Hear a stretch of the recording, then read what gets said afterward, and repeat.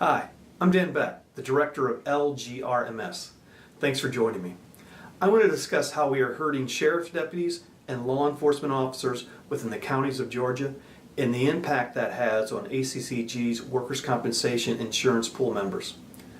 Let's look at some numbers.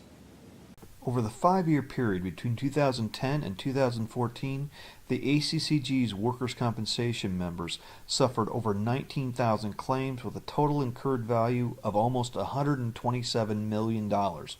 Within that total, the Sheriff's Office, jails, and law enforcement departments suffered 39% of those claims and 39% of the total incurred cost at almost $51 million.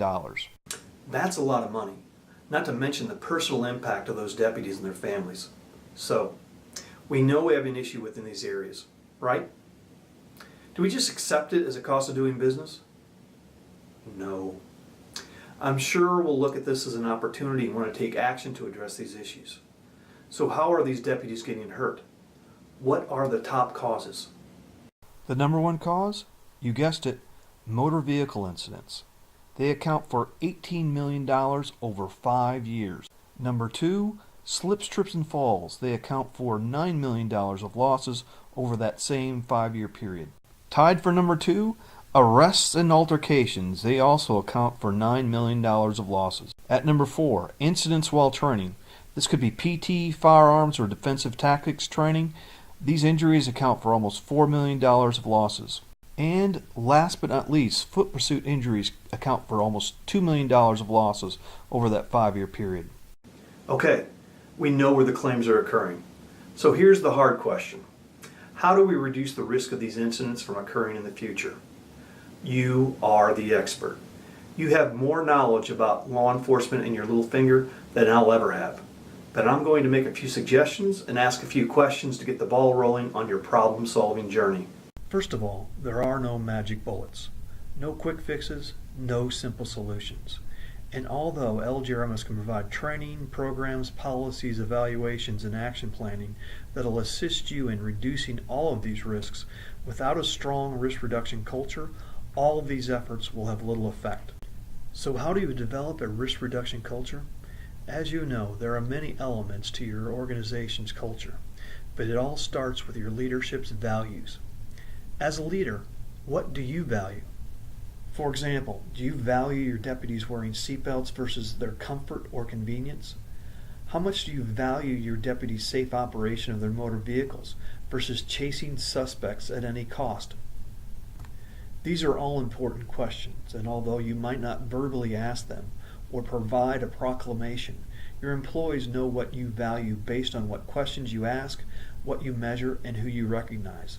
If you value your deputies wearing seatbelts, then ask them questions about it, measure their usage, and recognize those that meet your expectations.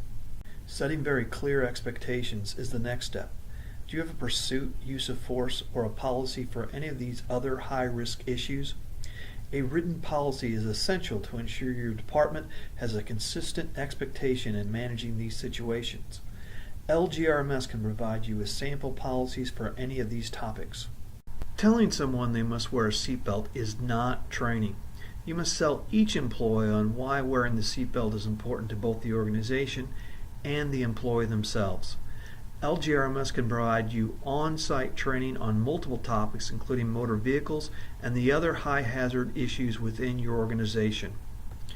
We also provide you access to both Local GovU and the Public Agency Training Center website that has a variety of law enforcement topics.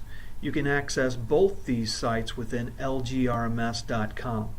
Best of all, it's all free of charge to our members and likely meets post requirements. What do your employees think when you set an expectation and don't hold them accountable? That's correct. That policy is not important to you or the organization. Establish clear consequences of failing to follow expectations and hold employees accountable. Trust me, they may not like it, but they will appreciate it. And lastly, if you have an unacceptable trend of incidents, start by establishing a goal. Let's say you have an average of 10 motor vehicle incidents a year for the past 5 years. Set a realistic goal. Maybe you think you can achieve a 50% reduction, or maybe a 25% reduction is more realistic. Once you've set a goal, develop an action plan to address opportunities for improvement. Then periodically report the status of your goals and plan to your department. LGRMS can assist you with conducting trend analysis and developing action plans. I hope this educated you in some way about the opportunities we have to reduce injuries to law enforcement officers. Please feel free to contact me or any of our LGRMS field staff with any questions, concerns, or requests for service. You can find all of our contact information at lgrms.com. Thanks again. Have a safe and productive day.